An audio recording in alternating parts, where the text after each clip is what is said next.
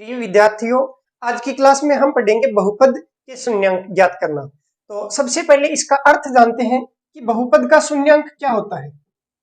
अर्थ तो जैसे कोई बहुपद है p in terms of x, polynomial in term of x, जैसे लिखा हुआ है, मान लीजिए x प्लस 2, यहाँ पे लिखा हुआ है p in terms of x बराबर x प्लस 2, अर्थात एक बहुपद p का मतलब होता है पोलिनोमियल, तो पोलिनोमियल को p से दर्शाते हैं और यहाँ पे x लिखा हुआ है, इसका मतलब जो चर पद है वो x है और बराबर लिखा हुआ है x प्लस 2। तो यहाँ पे इस x का ऐसा मान, इस x का वह मान जो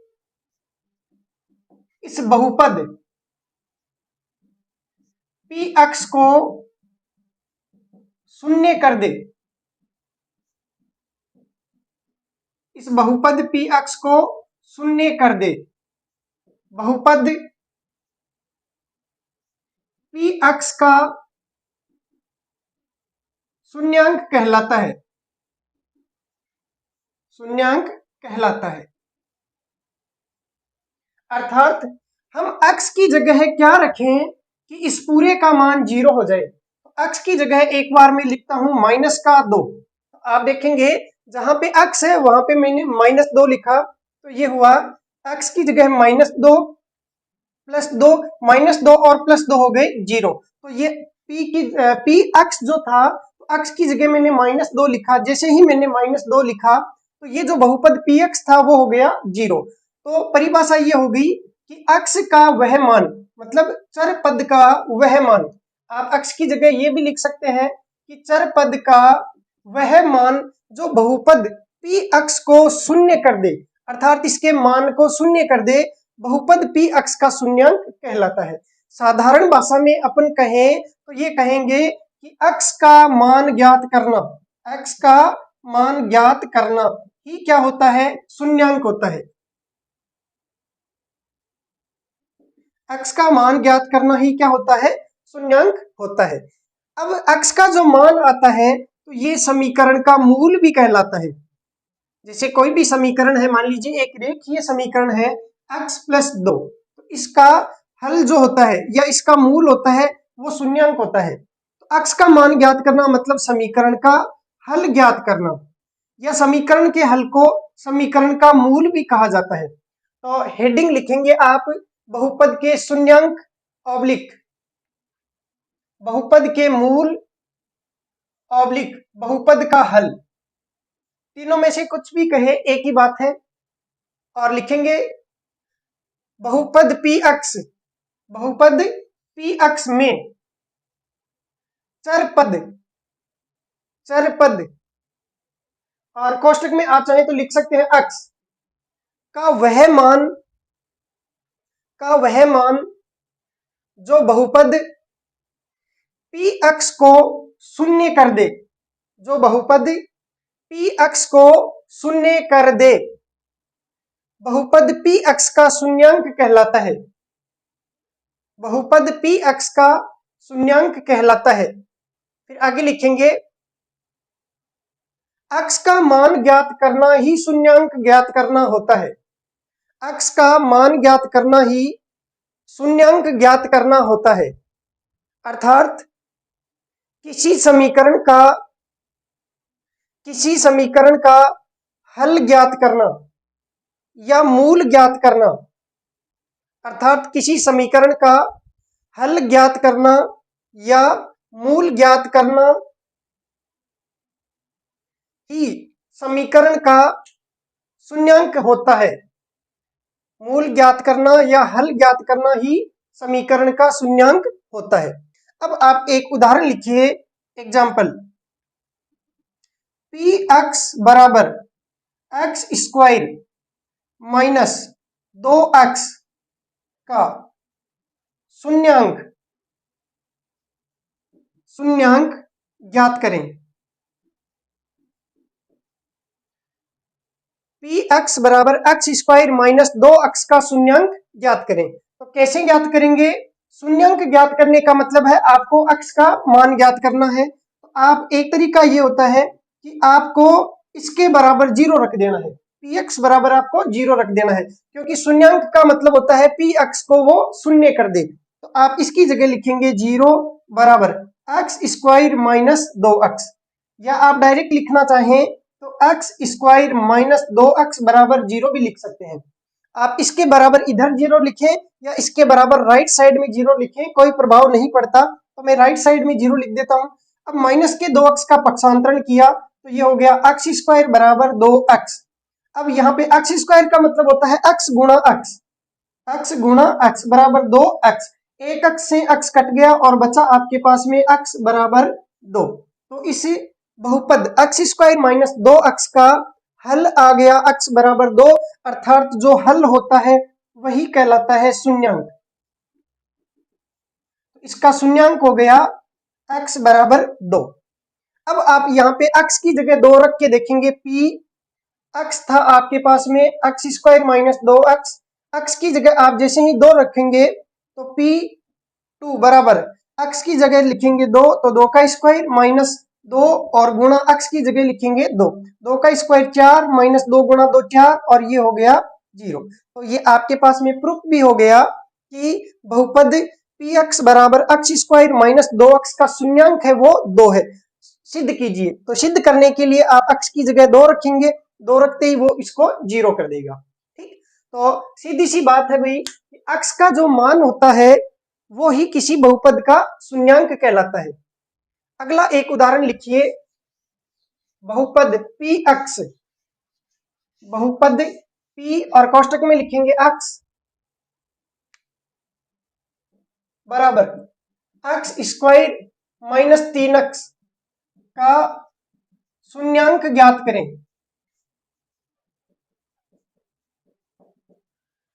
px बराबर एक्स स्क्वायर माइनस 3x का शून्यांक ज्ञात करें। तो कैसे ज्ञात करेंगे?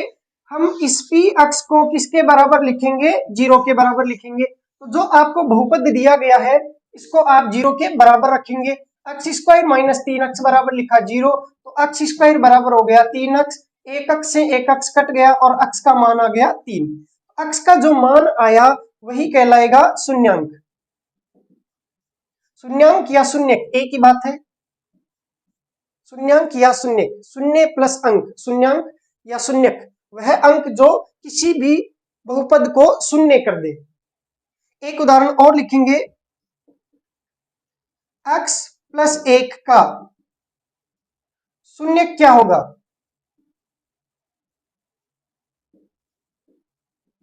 x प्लस 1 का शून्यक क्या होगा? तो आप x प्लस 1 बराबर लिखेंगे 0, x का मान आ गया -1।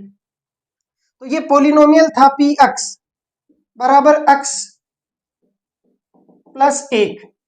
बहुपद का शून्यक आया है -1, इसका मतलब आप x की जगह -1 लिखेंगे तो ये हो जाएगा x की जगह -1 और ये +1 कट के हो जाएगा 0। तो ये सिद्ध भी हो गया कि बहुपद x प्लस 1 का शून्यक है वो -1 है। अगला सवाल आप लिखेंगे, सिद्ध कीजिए,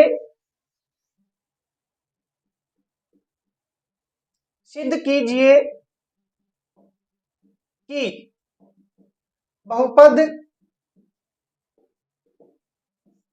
px बराबर x square plus 4x plus 4 का शून्यक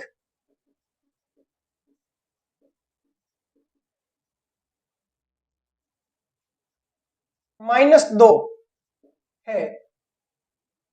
x square plus 4x plus 4 का शून्यक -2 है, ये आपको सिद्ध करना है। तो हम क्या करेंगे, सिद्ध करने के लिए p और x की जगह हम क्या लिखेंगे? -2।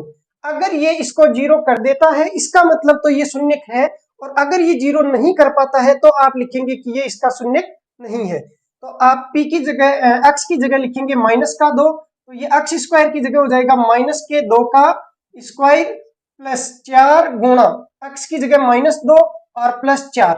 -2 का स्क्वायर भी होता है प्लस का, और 4 का दुगुना होता है 8, लेकिन प्लस और माइनस गुणा होके -8 और ये प्लस का 4, ये प्लस का 4 और प्लस का 4 जुड़ के हो गया 8 और ये -8 हो गया 0। जब ये इसको जीरो कर रहा है इसका मतलब ये इसका शून्यक है, तो ये सिद्ध हो गया। तो आप लिखेंगे इति सिद्धम। पहले जैसे 8वीं क्लास में लिखते थे अपन इति सिद्धम या LHS बराबर RHS, तो वही चीज वापिस आ गई कि किसी बहुपद का शून्यक है, ये दिया गया है, वो संख्या है अथवा नहीं है। तो अगर होगा इसका मतलब वो उसको जीरो कर देगा, क्योंकि नाम में लिखा हुआ है शून्यक, मतलब शून्य कर देता है जो अंक, वही कहलाएगा शून्य अंक। अगला सवाल लिखेंगे x की क्यूब प्लस 3x माइनस 1 का क्या एक शून्यक x बराबर 1 है अथवा नहीं। आपको इस बार बताना है कि इसका शून्यक x बराबर 1 है अथवा नहीं है। तो आप क्या करेंगे, x बराबर 1 इसमें लिखेंगे, तो ये px था आपके पास में x की क्यूब प्लस 3x माइनस 1। आपको x की जगह क्या लिखना है, 1। आपने 1 लिखा तो 1 का क्यूब प्लस 3 गुणा 1 माइनस 1। 1 का क्यूब हुआ 1 प्लस 3 का 1 गुणा हुआ 3 माइनस 1। 1 प्लस 3 हुआ 4 माइनस 1 आया कितना, 3। इसका मतलब ये इसका शून्यक है क्या, नहीं है, क्योंकि ये इसको शून्य नहीं बनाता है। इसका मतलब ये इसका शून्यक नहीं है। उत्तर आ गया नहीं है।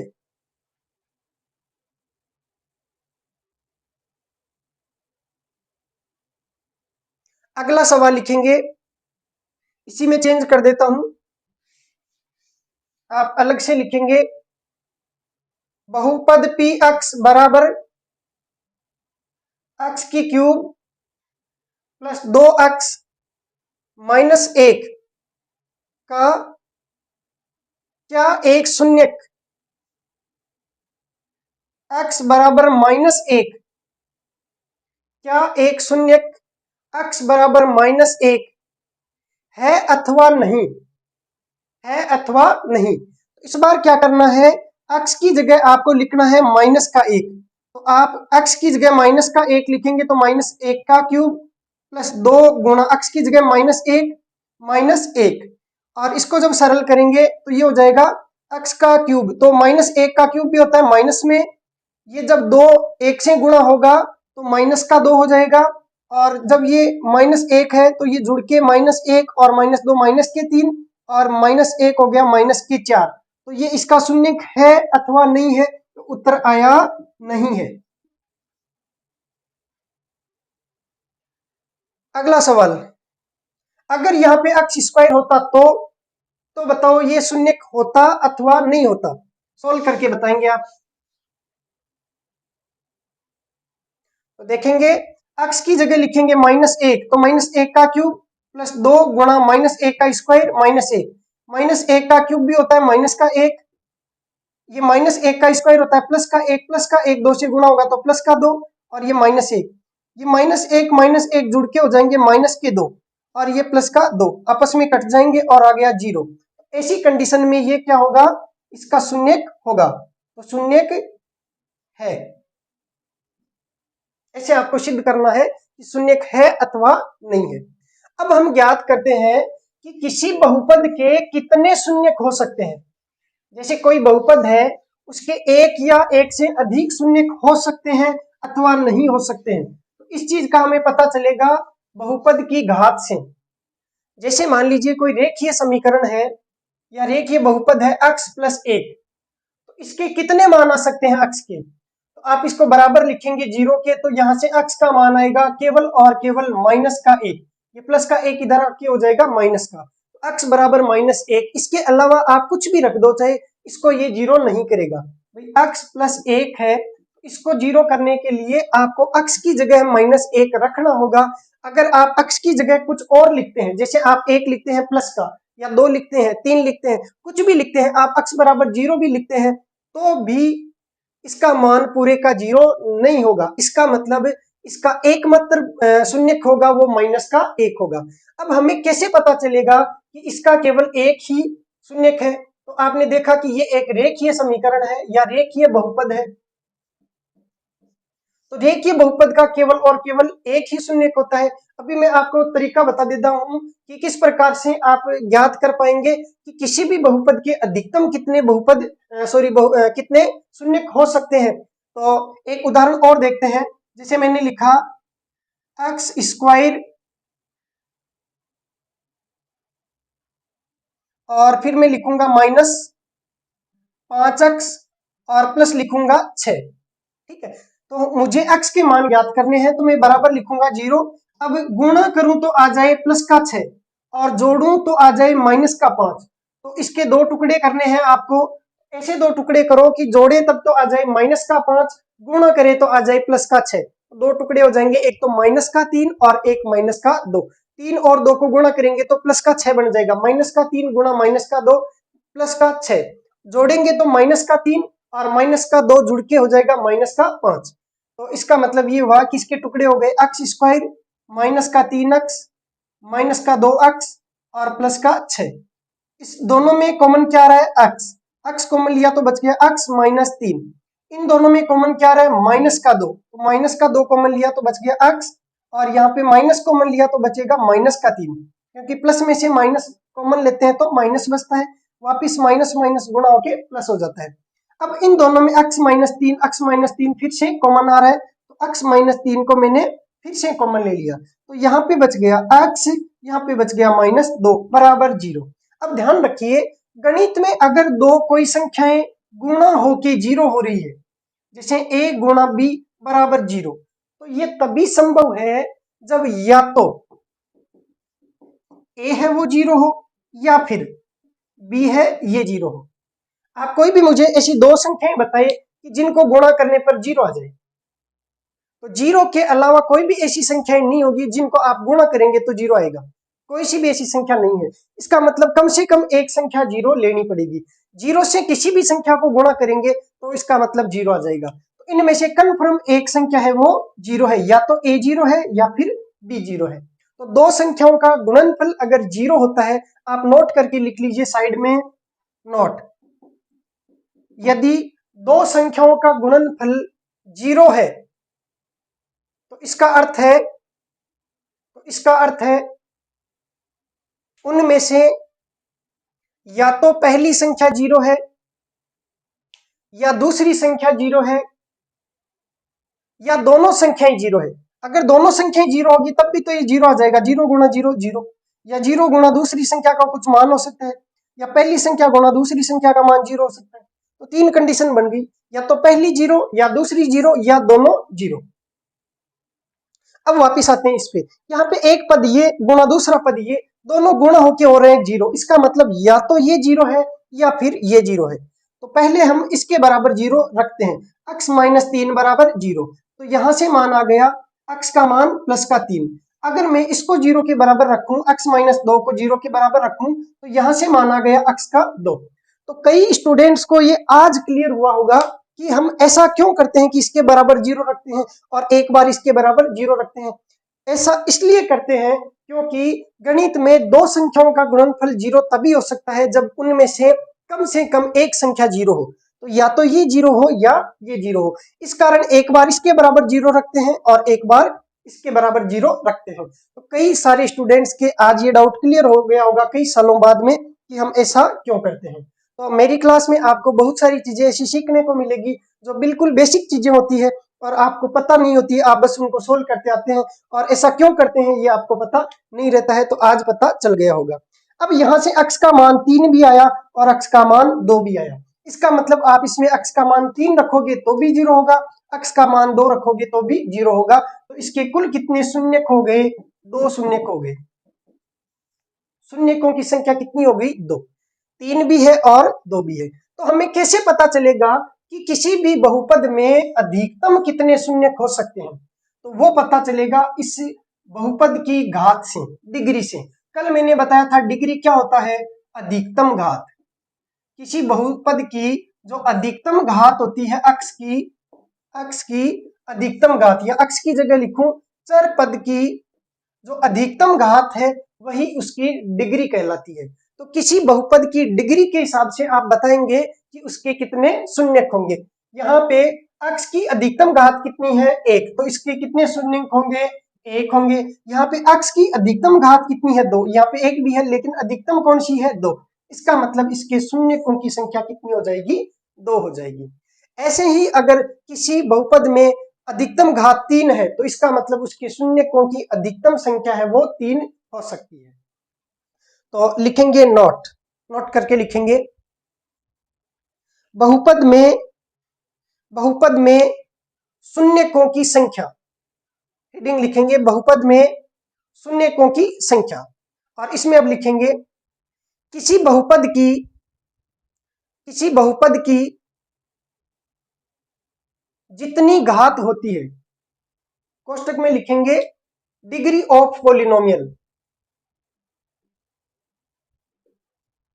कोष्टक में लिखेंगे डिग्री ऑफ पॉलिनोमियल, अर्थात चर पद अक्ष की जो अधिकतम घात होती है बहुपद के उतने ही शून्यक होते हैं, बहुपद के उतने ही शून्यक होते हैं। अब मैंने आपको एक चीज यहां पे लिखा दी कि बहुपद के उतने ही शून्यक होते हैं।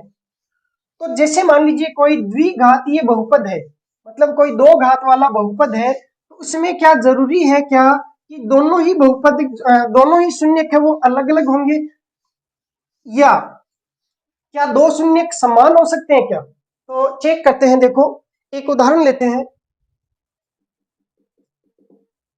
x² माइनस 4x प्लस 4 के शून्यक ज्ञात करें।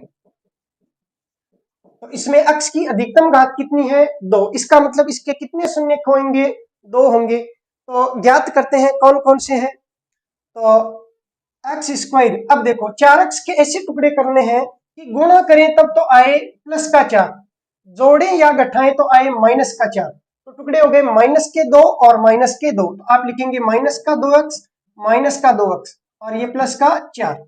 इन दोनों में कॉमन क्या है x, तो x माइनस 2, यहाँ पे कॉमन क्या है माइनस का 2, तो x माइनस 2, x माइनस 2 फिर से कॉमन है तो कॉमन लिया, यहां बच गया x माइनस बच गया 2, बराबर लिखना है 0, क्यों?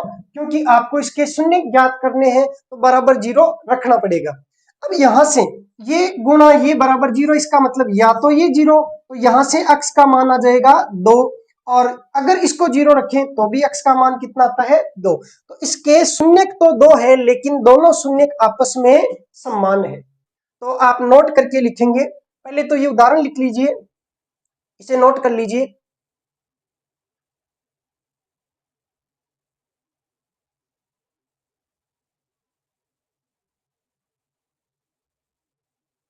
अब लिखेंगे किसी बहुपद के 2 या अधिक शून्यक, किसी बहुपद के 2 या अधिक शून्यक आपस में समान हो सकते हैं, आपस में समान हो सकते हैं, लेकिन अधिकतम शून्यकों की संख्या, लेकिन अधिकतम शून्यकों की संख्या बहुपद की अधिकतम घात से अधिक नहीं होगी, लेकिन अधिकतम शून्यकों की संख्या बहुपद की अधिकतम घात से अधिक नहीं होगी, अधिकतम घात से अधिक नहीं होगी। इसका मतलब जितनी मैक्सिमम घात है उतने ही मैक्सिमम शून्यक या जीरोज हो सकते हैं। तो जीरोज ऑफ पॉलिनोमियल हम पढ़ रहे थे और आपने पढ़ा सबसे पहले इसका अर्थ क्या होता है, और उसके बाद में देखा कि अधिकतम कितने शून्यक किसी बहुपद के हो सकते हैं, और ज्ञात करना भी सीख लिया कि किसी भी बहुपद का शून्य ज्ञात करना है तो उसको 0 के बराबर रख के x का मान ज्ञात कर लो, और x के जितने मान आते हैं वो सारे उस बहुपद के शून्यक होते हैं। अब एक तरीका और बताता हूं आपको, देखो जो कोऑर्डिनेट ज्योमेट्री होती है, मतलब निर्देशांक ज्यामिति होती है, उसमें 2 अक्ष होते हैं। 2 अक्ष का मतलब axis, there are 2 axis in coordinate geometry, first one is x axis and second one is y axis. अर्थात निर्देशांक ज्यामिति में दो अक्ष होते हैं, पहले को आप x, तो इसको कैपिटल से दर्शाते हैं हमेशा, x अक्ष, ये है x और ये है अक्ष, और ये है y एक्सिस मतलब कैपिटल Y और अक्ष, ये दो अक्ष होते हैं। और यहां पे जहां दोनों का मिलन होता है वो मूल बिंदु कहलाता है, ये होता है मूल बिंदु।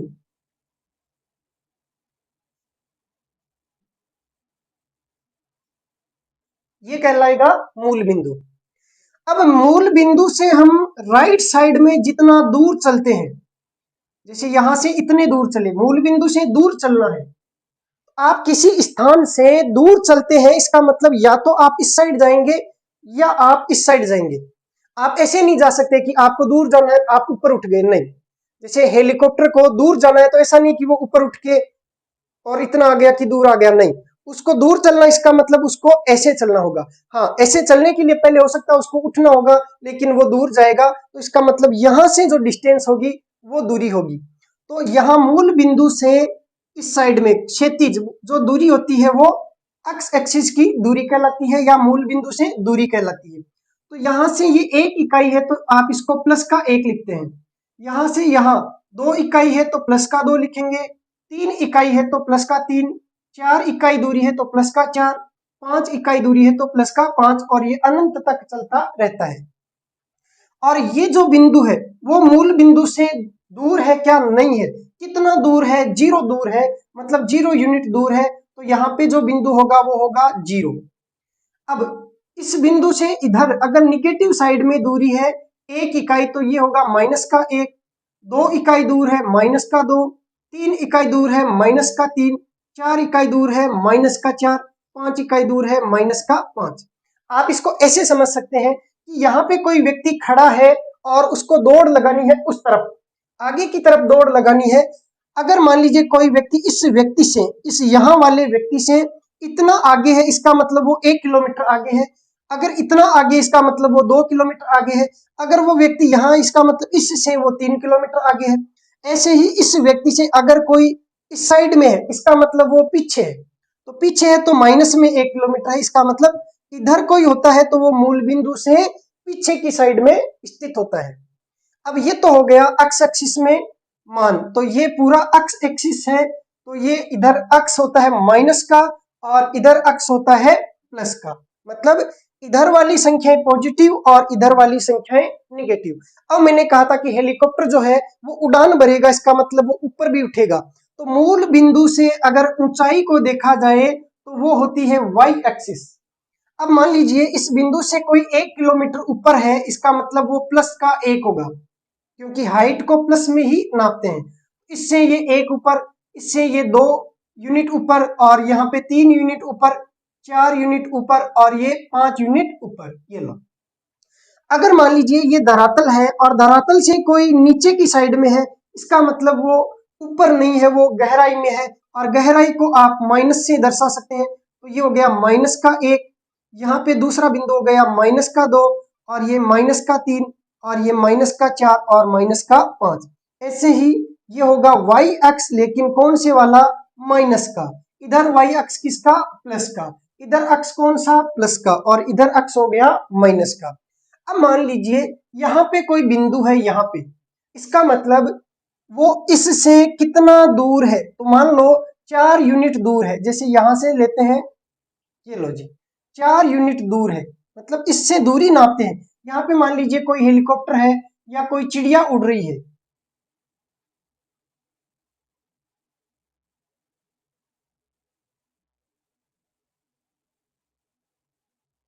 ऐसे मान लेना ये कोई चिड़िया उड़ रही है, ठीक। तो आपको देखना है कि वो इस बिंदु से कितनी दूर है। आप चिड़िया से एक सीधी लाइन नीचे की ओर खींचेंगे। बहुत काम की चीजें हैं, बता देता हूं। देखो, निर्देशांक ज्यामिति आ गई तो थोड़ा सा डिटेल से बता देता हूं, ताकि आगे भी आपके ये काम में आए। तो इससे एक लाइन खींची, ये लाइन इस निर्देशांक से कितनी दूर है इसका मतलब 4 इकाई दूर है। तो पहले हम x का मान लिखते हैं, x का मान हो गया प्लस का 4। अब इस बिंदु से ये चिड़िया कितनी ऊंची है, तो इस चिड़िया से इधर की तरफ एक लाइन खींचेंगे, सीधी लाइन खींचेंगे, ये आके मिली 3 पे, इसका मतलब ये 3 इकाई ऊपर की ओर है, तो y का मान हो जाएगा 3। यहाँ पे x का भी मान पॉजिटिव 4 और y का भी मान पॉजिटिव 3, इसका मतलब इस पहले निर्देशांक में, पहले चतुर्थांक में देखो, इसको 4 भागों में बांट दिया, तो प्रत्येक जो अंश होता है वो चतुर्थांश कहलाता है। क्वाड्रेंट इसको इंग्लिश में बोलेंगे चतुर्थांश, अर्थात ये होता है पहला चतुर्थांश, फर्स्ट क्वाड्रेंट। पहले चतुर्थांश में दोनों मान पॉजिटिव होते हैं। अब मान लीजिए कोई व्यक्ति यहाँ पे है द्वितीय चतुर्थांश में, ये पहला चतुर्थांश, ये दूसरा चतुर्थांश, और ये तीसरा, और ये चौथा, ऐसे होता है। अगर मान लीजिए कोई व्यक्ति यहाँ पे है, तो इससे पहले हम एक लाइन x अक्ष पे खींचेंगे, एक लाइन y अक्ष पे खींचेंगे। यहाँ पे कोई भी वस्तु है तो अक्ष से कितनी दूर है, -5 इकाई, इसका मतलब पहले x का मान हो गया -5। y से कितनी ऊंची है, तो 2 इकाई, इसका मतलब y का मान आ गया प्लस का। तो इसमें x का मान निगेटिव, y का मान होता है पॉजिटिव, तो इसमें दोनों प्लस प्लस, इसमें माइनस प्लस। इसमें क्या होगा देखते हैं। मान लीजिए कोई वस्तु है यहाँ पे देख लेते हैं। तो x अक्ष पे एक लाइन खींचेंगे पहले, तो ये आई -2 पे, तो x का मान -2, फिर y पे खींचेंगे तो ये भी -2, इसका मतलब इसमें दोनों ही निगेटिव होते हैं, माइनस माइनस। अब देखते हैं इसमें कोई भी वस्तु, यहां मान लेते हैं यहां कोई वस्तु है, तो x पे लाइन खींचेंगे तो ये आई +5 पे, और y पे लाइन खींची तो ये आई -1 पे, अर्थात इसमें प्लस माइनस ऐसे होता है। तो ये हो गया चतुर्थांश, और इसको आप, इस वाले बिंदु को तो आप कहेंगे मूल बिंदु, जहां दोनों अक्ष मिलते हैं, और ये पहला चतुर्थांश, ये दूसरा, ये तीसरा और चौथा चतुर्थांश। आप जल्दी से इसको नोट कर लीजिए। आप यहां ये भी लिख सकते हैं, मूल बिंदु से दूरी,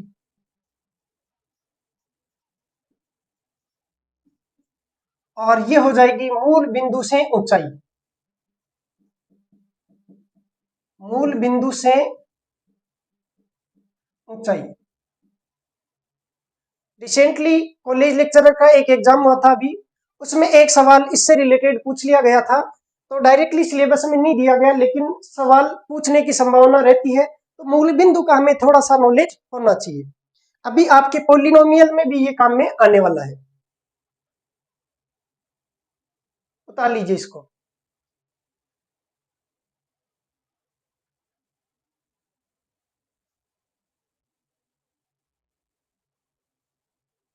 मिटा देते हैं।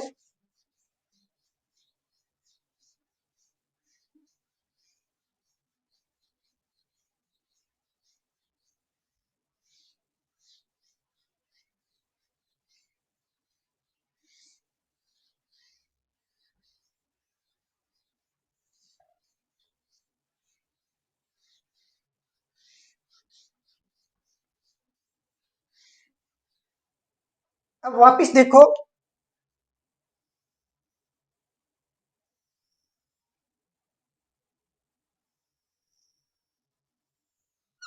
ये हो गया मूल बिंदु, इसके निर्देशांक होते हैं 0 0। ठीक। अब आपके पास में जो पॉलिनोमियल होता है p, और इन टर्म ऑफ x, जैसे एक पॉलिनोमियल है x + 2, इसका मतलब क्या होता है, px = x + 2, तो इसका आपको शून्य ज्ञात करना है, तो आप x + 2 बराबर लिखेंगे 0, यहां से x का मान आ गया -2, x का मान आ गया -2। अब बताओ x का मान -2 कहां पर होता है, तो x का मान होता है इस पर, ये जो है लाइन, ये होती है x अक्ष,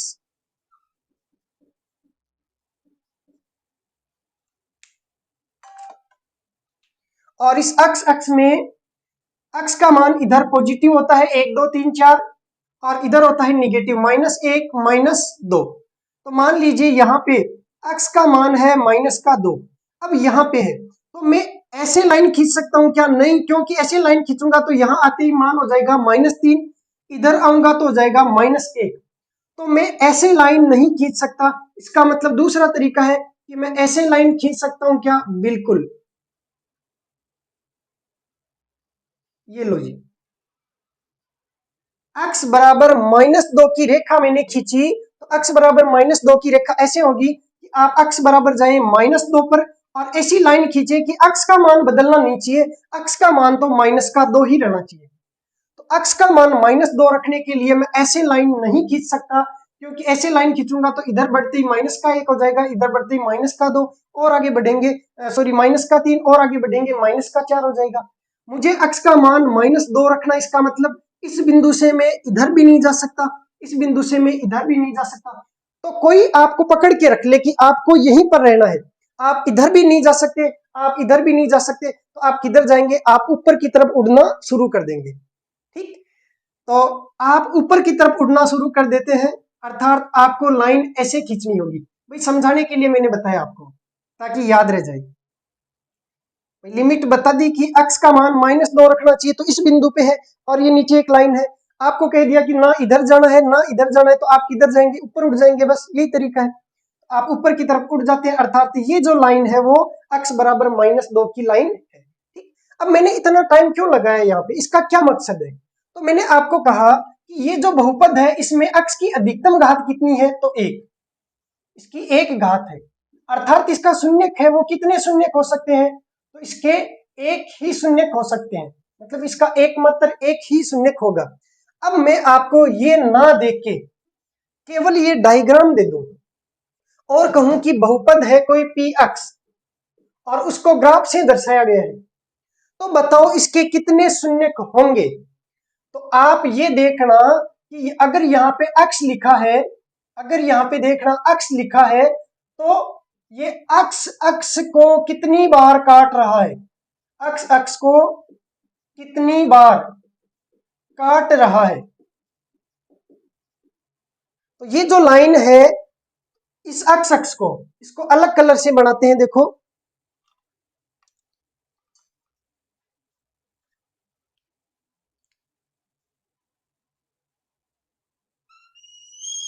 ये ब्लैक कलर है मान लीजिए, और ये जो लाइन है वो रेड कलर की है। तो ये जो रेड कलर वाली लाइन है इस अक्ष अक्ष को, मतलब ब्लैक वाली को, कितनी जगह काट रही है? एक ही जगह काट रही है। तो जितनी जगह काटे उतने ही शून्य, तो इसके कितने शून्यक हो गए? एक शून्यक होगा। तो इतनी रामायण बताने का ये मतलब था मेरा कि आपको ग्राफ दे दिया जाए और पूछ लिया जाए कि इसमें कुल कितने शून्यक है, तो आप आसानी से बता सकते हैं कि इसमें इतने शून्यक है। तो लिखेंगे, एक सवाल लिखेंगे, ग्राफ बना देता हूं मैं। लिखो एक सवाल,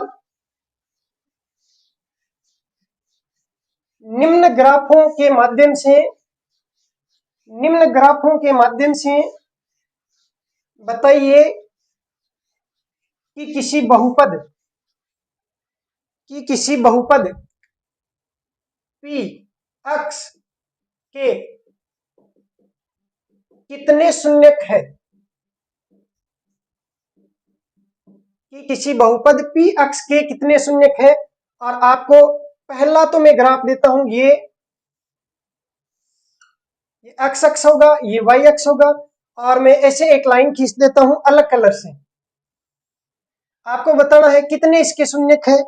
दूसरा सवाल, ये ग्राफ है और यहां पे एक लाइन खींच देता हूं मैं टेढ़ी मेढ़ी, लाइन कैसी भी हो सकती है। इसमें आपको बताने है कितने शून्यक है। और तीसरा, ये एक ग्राफ बना दिया और इसमें लाइन खींच दी मैंने। और चौथा, ये ग्राफ बना दिया और इसमें लाइन खींच दी, ये टच करते हुए फिर ऊपर गई, फिर टच करते हुए फिर ऊपर गई, और फिर मान लो नीचे आ गई, और फिर इसने यहाँ पे टच किया। अब आपको इन सब में बताना है कि शून्यकों की संख्या क्या हो जाएगी। सोल्व कीजिए, देखें आपके पास में 1 मिनट का समय है।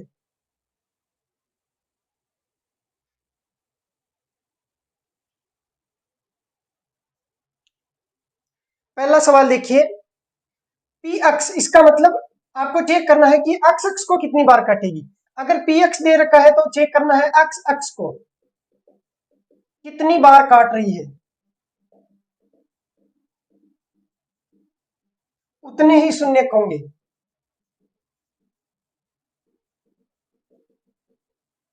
ठीक है, तो ये रहा अक्स अक्स, इसको कितनी बार काटा, एक बार यहां पे, तो एक शून्य। दूसरे सवाल में ये अक्स अक्स है, इसको एक बार यहां पे काटा, काटे चाहे स्पर्श करे दोनों एक ही बात होती है, क्योंकि ये यहां पे जैसे ही टच होगी तो y का मान तो हो जाएगा 0 और अक्स अक्स का मान केवल बचेगा। दूसरा यहां पे आके यहां पे फिर तीसरी बार, तो कुल मिला के अक्स अक्स को एक बार, दो बार और तीन बार काटा, इसका मतलब तीन शून्य होंगे। अब तीसरे सवाल में देखना, यहां पे नहीं काटा क्योंकि अक्स अक्स तो ये है, यहां पे भी नहीं काटा, नहीं काटा, यहां पे आके काटा, इसका मतलब इसका एक शून्य होगा। और इसमें देखना, एक बार यहां पे स्पर्श कर लिया तो काटे चाहे स्पर्श करे एक ही बात है, दूसरी बार यहां पे, तीसरी बार यहां पे और चौथी बार यहां पे, तो इसमें कितने शून्य हो जाएंगे, चार शून्य हो जाएंगे। अब एक महत्वपूर्ण बात और आपको समझाता हूं जो शायद आप रटते आए होंगे कि पी एक्स बराबर वाई लिखते हैं, वाई बराबर पी एक्स लिखते हैं, क्यों लिखते हैं, आज इसका अर्थ भी आपको समझा देता हूं।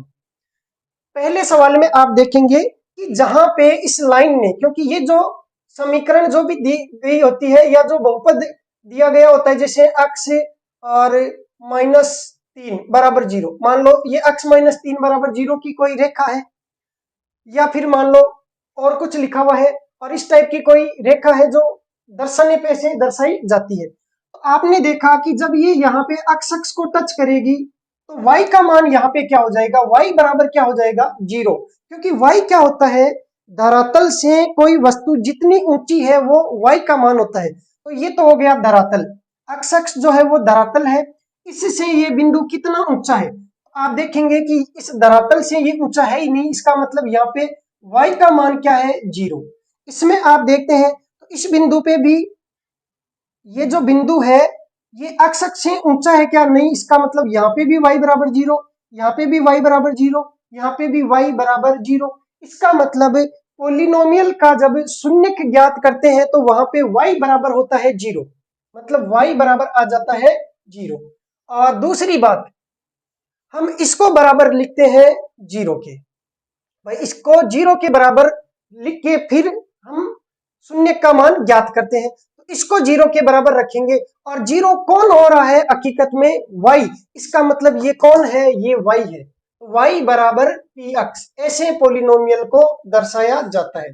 अगर अक्स की टर्म में दर्शाते हैं तो इधर y लिखते हैं, और अगर y की टर्म में दर्शाते हैं जैसे p in term of y, तो आप इसको अक्स ऐसे लिखेंगे, क्योंकि जहां y 0 होगा वहां, जहां सॉरी अक्स 0 होगा वहां y का मान कुछ आएगा। ठीक, तो वो अगले में समझा दूंगा। भी आप ये देखिए कि पी अक्स लिखा हुआ है, इसका मतलब y बराबर पी अक्स होता है।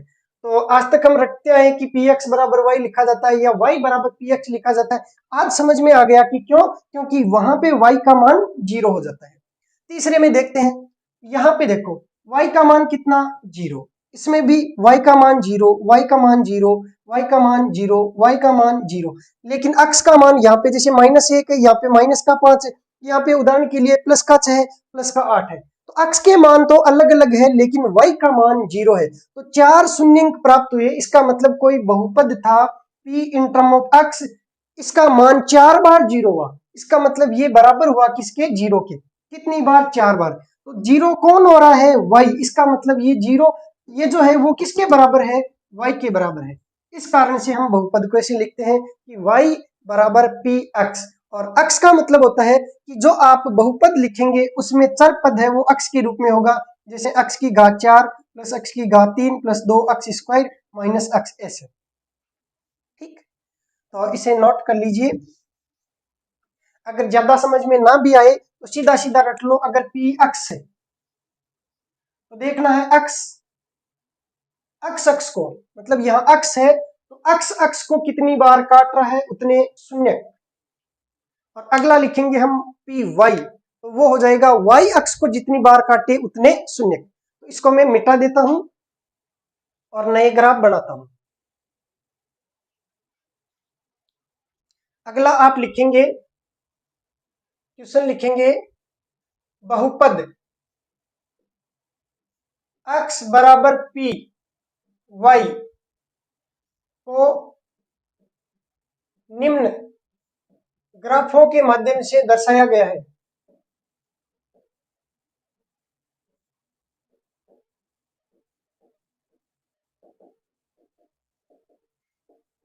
तो बहुपद पी वाई के शून्यक या शून्यकों की संख्या क्या होगी, नोट कर लीजिए साथ साथ में, शून्यकों की संख्या क्या होगी। अब ग्राफ बना के दिखाता हूं। देखो पहला ग्राफ है और इसको अलग कलर से बना देते हैं। तो पहले 4 ग्राफ बना लेते हैं। ये तीसरा और ये चौथा, और इसमें नीले कलर से बना देता हूं। जैसे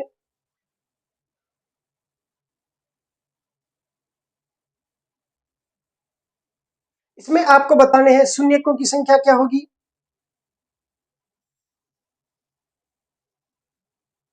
इसमें कितनी होगी,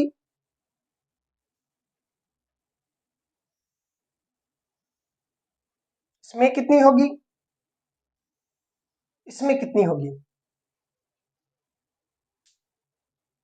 1 मिनट का समय है आपके पास में, सॉल्व कीजिए इसको।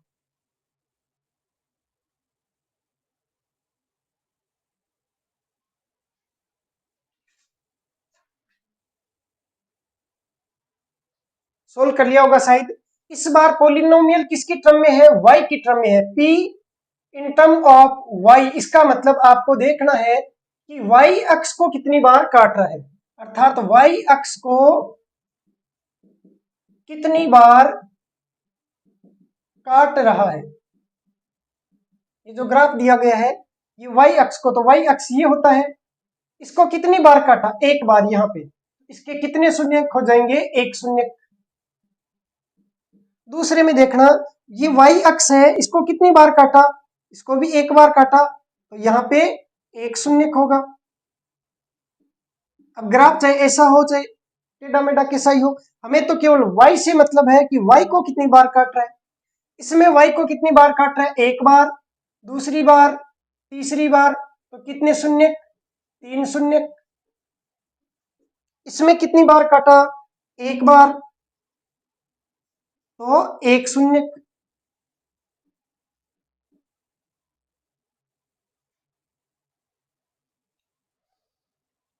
एक और उदाहरण नोट कर लीजिए, 5वां, इधर जगह खाली कर देते हैं इसी सवाल के लिए।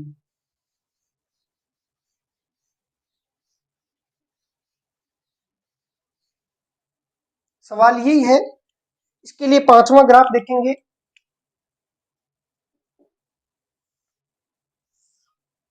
और इसमें जो लाइन दर्शाई गई है वो ऐसे है।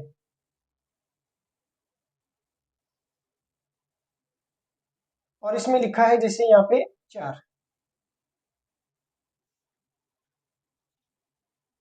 छठवां भी लिख लीजिए,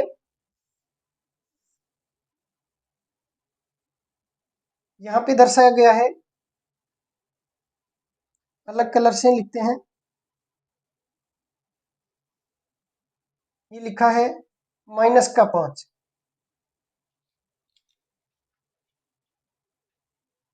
बताओ देखें, इस ऊपर वाले में 5वें में कितने शून्य है, तो इसमें कोई भी शून्य नहीं है।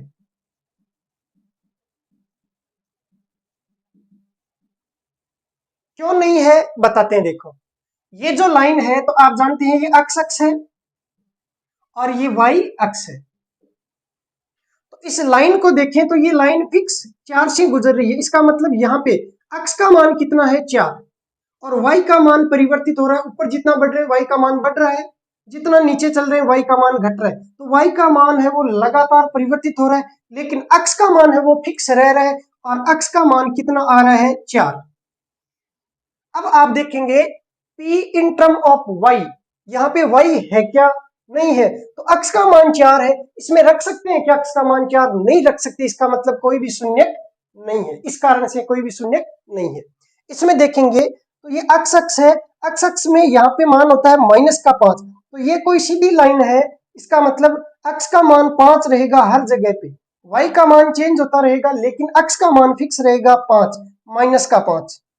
तो ये x बराबर -5 एक कोई रेखा है, तो x का मान -5। अब बताओ यहाँ पे y का मान कुछ रख सकते हैं क्या कि जैसे y का मान आप 1 रखो तो भी x का मान तो -5 ही रहेगा, y का मान 2 रखो तो भी यही रहेगा, y का मान माइनस में रखो तो भी 2 ही रहेगा। भाई y का मान ऊपर जाएंगे तो बढ़ता रहेगा, नीचे जाएंगे तो घटता रहेगा, इसका मतलब y का कोई निश्चित मान आएगा क्या? नहीं आएगा। इसका मतलब इसके भी शून्य कितने हैं?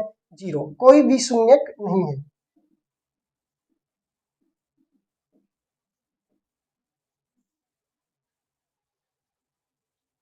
तो आज की क्लास में हमने देखा कि शून्यक क्या होता है और शून्यकों की अधिकतम संख्या कितनी होती है, और शून्यक जो है उनको कैसे ज्ञात किया जाता है। तो x बराबर px बराबर 0 रखिए और उसके बाद में जो x का मान होता है वो शून्यक हो जाता है, और ग्राफ वाले भी आपने पढ़ लिए हैं। तो इसके अलावा हम पढ़ेंगे अगली क्लास में।